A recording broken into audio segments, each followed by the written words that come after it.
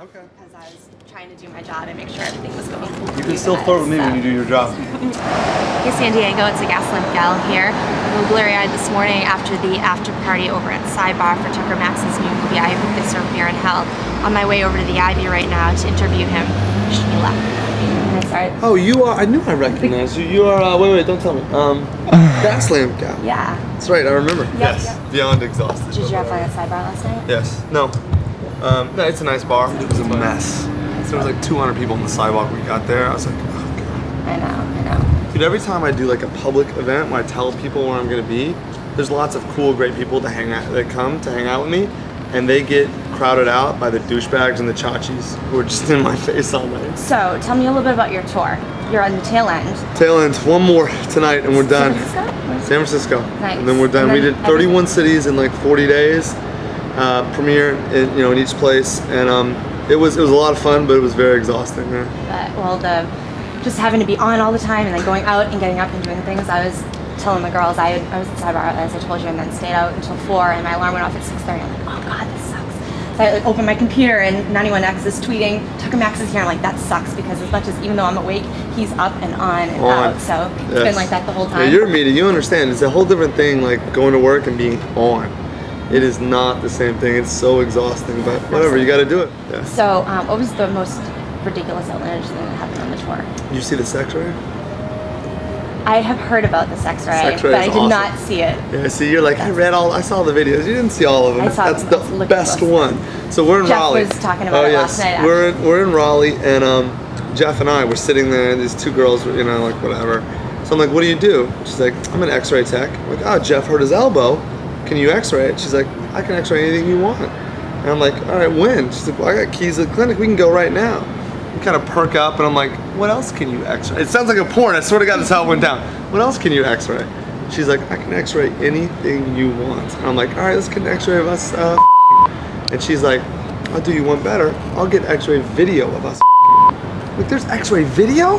She's like, yeah. Dude, I grabbed her, pulled her, yanked her arm out of the socket, pulling her out of there so fast. We get there. There is Google Tucker Max sex ray. We hosted, Niels and I hosted Loveline 2 nights ago, and I showed it to Dr. Drew, and he's like, what is wrong with you? He's like, this is seriously bad for your testes. Like, you can get, testicular cancer, whatever, and I'm like, so you're telling me skeleton porn is not going to catch on? And he's like, no, and this is also illegal.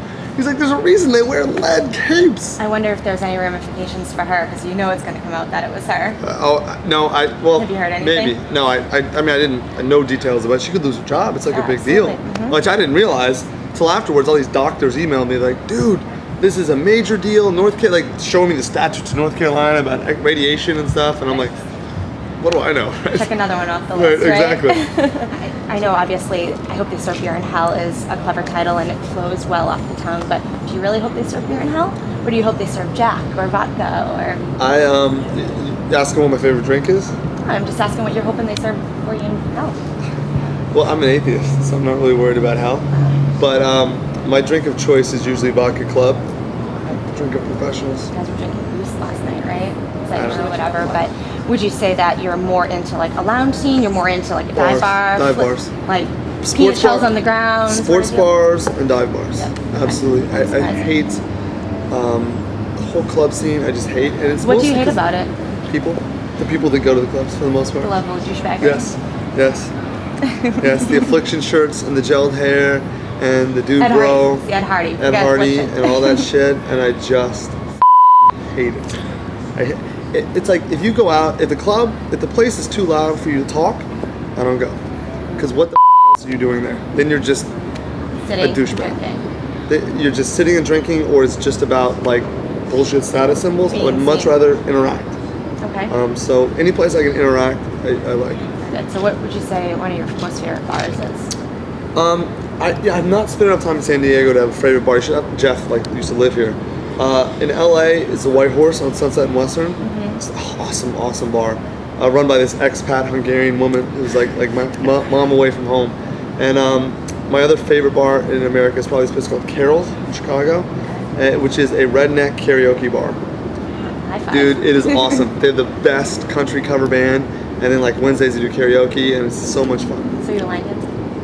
to get in I didn't say line dancing. I said karaoke. Well, yeah, but See, I'm white. I'm white. I don't dance. Just, No. I'm sure there's a whole sector of America that would disagree with that. Yeah, well, good for them. They can hang out with Kevin Federline. Last week, you kind of had a switch flipped with the CTA situation. Mm-hmm. What was it about that kind of promoted or prompted you to come out and be upset about that? But there was, I think, a larger issue there that people were missing, and that it was like we live in such a watered down corporate culture that's something that's an obvious joke. People are like ridiculously not just butthurt about, but like, oh, I'm offended by it and blah blah blah, and like as if we all have to live our lives at the line of someone else's lack of sense of humor.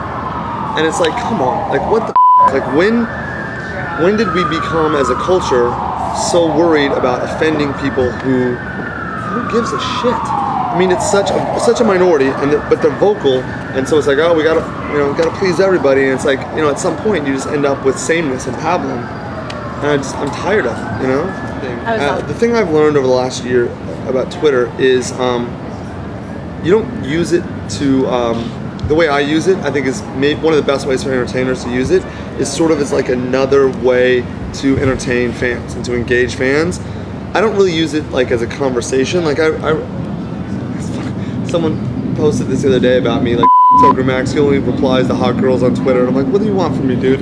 Get the fuck out of here. Like, what do you expect? What do you expect? Yeah, right. And it's just like a good way to get like humor during the day, entertainment during the day. So, hold on, I got a question for you. Yeah. So you tweet about me for like a month, meeting me. You don't come up and talk to me last night? I did come up to talk to you. I met you at the door. You put your head down. You walked right past me. Did I say hello? I said hello, shook your hand? No, you didn't. I was like, hey, and you were like, hey, put your head down, hands in the pocket. But we were going in the bar, right? Mm-hmm. And then we walked up to the bar. You can't like walk up like a fan, hey, when I'm mid-transit. Standing there with like 3 people. And then did you walk up and talk to me? I did try to walk up to talk to you. Heather brought me over, and you were sitting down in the corner, and talking to McKittrick for a while. Yeah. You were talking to someone, and I was like, oh, it's okay. I'll come back later, and you were in deep, serious conversation. Yeah, no, we were. And then I was talking to a dude. You can always you're a good-looking girl wearing, believe me, with that shirt, you can interrupt me anytime you want. Okay, well, next time you come to San Diego, you're just up a couple miles north, so